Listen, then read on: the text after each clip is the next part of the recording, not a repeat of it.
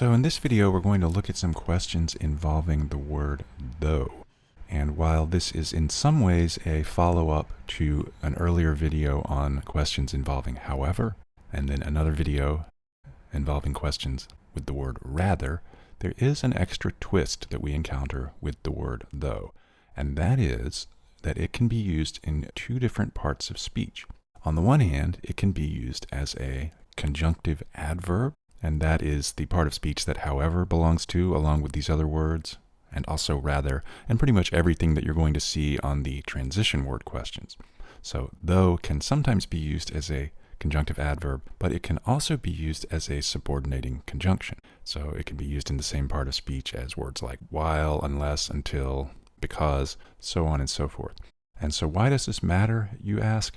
Well, it's going to have implications in terms of the punctuation that gets used around the word though, and what all of this signals in terms of things like independent clauses, dependent clauses, those kinds of things that we need to pay attention to on these kinds of boundaries questions. Now, for more on that distinction, I'll refer you to another video on this channel, the 3 main types of transition words / phrases. But here we'll just get into the examples and say more about that distinction as it becomes relevant. So starting with this one, and to begin with, I just want to emphasize that step 1 on all of these boundaries questions like this is going to be to read it and ask yourself, how many independent clauses do we have in the sentence with the blank? So here we initially have what appears to be one sentence. Maybe it will just be one sentence, but the sentence with the blank. So let's read it. It says, a research facility in Switzerland houses one of the world's largest particle accelerators. So that is definitely one independent clause. Now this next portion, beginning with though, it's going to sort of vary depending on which answer choice we pick. So I'm going to ignore that for just a second and then skip ahead to this part where it says it's often referred to as the Big Bang machine. Okay, so that blue portion is definitely an independent clause. So we've got an independent clause at the beginning, we've got something in between, and then we have another independent clause. Well, the fact that we have multiple independent clauses means that we need some kind of hard punctuation. And that brings up another video where I talk about hard versus soft punctuation. But in this case, I'll just say the only hard punctuation mark that we have is the period. And so if we want to try to join two independent clauses, regardless of what's in between them, as long as that something isn't a fanboys conjunction, we have to have some kind of hard punctuation. We don't have that here, and so we're going to have to pick B. But what would that do in terms of sentence structure? Well, it would give us a sentence followed by a period. Then this portion beginning with though would be a dependent clause. So why is it a clause at all? Because it has a subject and a verb. This machine is, or this machine is named. Okay, so it has a subject and a verb, but it's not an independent clause because if you read it on its own, though the machine is officially named the Large Hadron Collider, that would not be a complete sentence.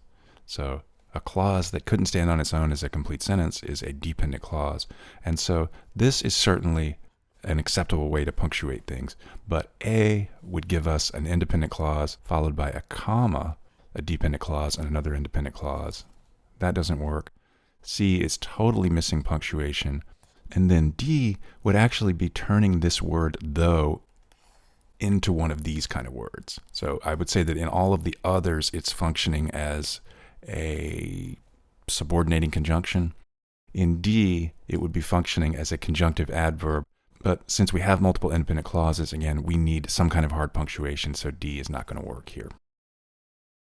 On to our next example, and I'll just go ahead and get into it rather than giving a whole big preview. So it says, renowned marine biologist Sylvia Earle has led countless expeditions to study marine ecosystems and has spent thousands of hours underwater. Earle doesn't conduct these explorations alone. She relies on the support of large teams of engineers, etc.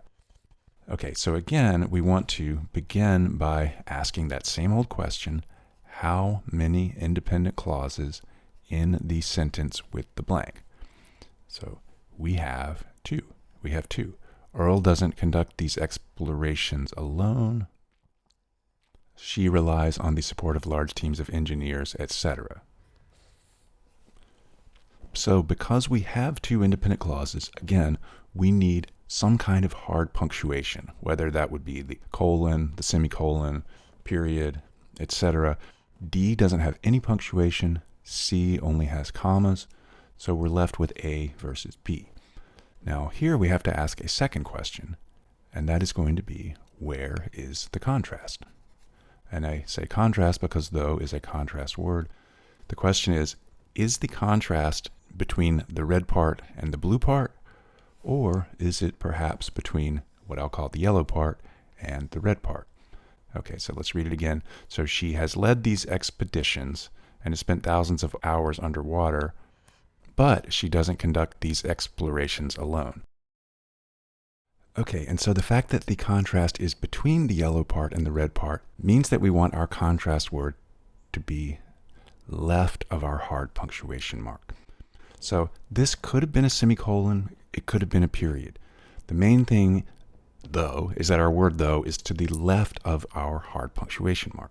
Now in this case, we could have also used however. I mean, I know it's not an option, but the way that the word though is being used here, it's being used as a conjunctive adverb. So it's being used in a different way than it was being used here. Here it's being used as a subordinating conjunction. It introduces a dependent clause.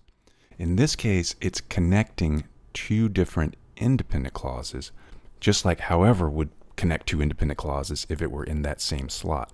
Now, a difference between though and however is that with however, we could have also put it in a few other places, or at least a couple of other places.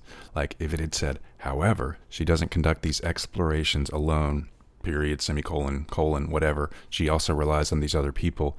That would work. Could have also put it somewhere like maybe after doesn't. Earl does not, comma, however, comma, conduct these explorations alone. So again, you can refer to the however video for some more examples, but that's the important thing about A. It's that our word, our contrast word, though, is to the left of our hard punctuation mark. Now B wouldn't really have a chance to be correct in the sense that you're not going to have semicolon, though, comma, or period, though, comma. I mean, it would take a very rare situation for that to be correct. For example, though, in rare cases, you might see something like this. It's pretty rare. Okay, and so the only reason we would have a comma after the word though would be if we're starting out some appositive, like here, in rare cases. So that's like less than 1% of the time you would see something like that, and I've never seen it on one of these questions. And so B really doesn't have a chance to be correct, whereas however, comma, there could be a potential role for something like that, like if the contrast were between the red part and the blue part.